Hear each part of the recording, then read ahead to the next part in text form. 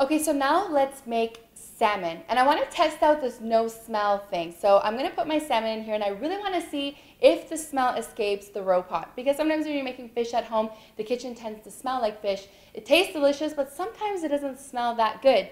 So let's try the Ropot with our salmon.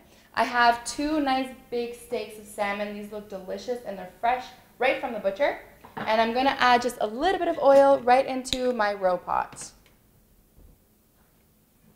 Just like this. And I'm going to put my salmon right into my, it's a little slippery, so watch out, right into my Ropot. Nice big pieces. So I want to make sure that they cook well. So I'm going to cook them for about 12 minutes. I'm going to cook them for 6 minutes, and then I'm going to flip them and cook them for another 6 minutes. And right at the end, I'm going to add some teriyaki sauce just to give it a little bit of flavor, and they'll be ready to go.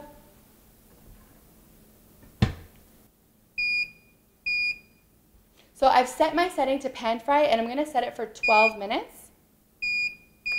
Using my plus key, this is going to allow me to raise the minutes by 30-second intervals, and I'm just going to go all the way to 12.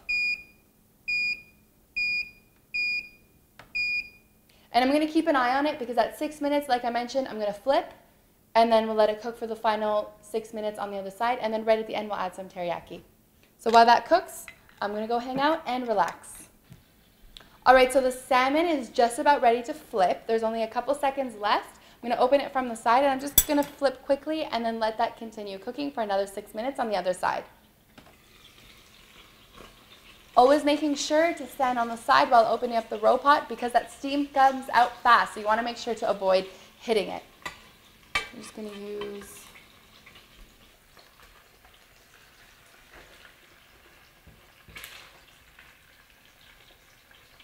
all right, great. That looks awesome. It's beautifully brown on the top. Now I'll just let it continue cooking for the rest of the 5 minutes.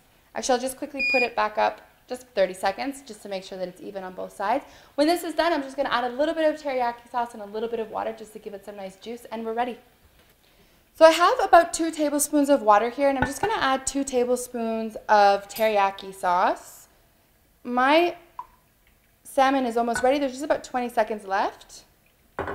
And I have a bunch of green onions that I'm just going to put right into the mix, and I'm going to pour all of this right on top of the salmon. So I'll just give that a quick little stir. This has about 5 seconds left. I can go ahead and open this, watching out for that smoke. And I'm just going to pour this right on top of the salmon.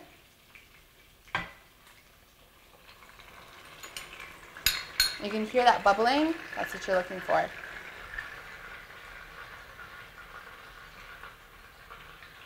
Great, awesome. So that's ready. I'll just close the lid and I'll just let that cook just for a couple seconds. And just like that, we're done. The salmon is delicious. Well, I haven't tried it yet, but the salmon looks delicious. And what's great is I cannot smell it. The Ropot keeps all the smell inside, which is a miracle because, like I said before, sometimes salmon just doesn't smell as good as it tastes. So let's go ahead and open this. Looks beautiful, looks stunning. I can take my inner pot straight out of my Ropot, and I'll just help my salmon to slide. Salmon's sometimes a bit tricky because they're a bit more tender than other steaks. So I'll just help it onto my plate, like so. And I'll put the other piece right beside it. Wow, that looks amazing. And I'm just gonna put that extra juice right on top, the teriyaki and the green onions. That looks amazing. That looks wonderful, smells delicious, and it's ready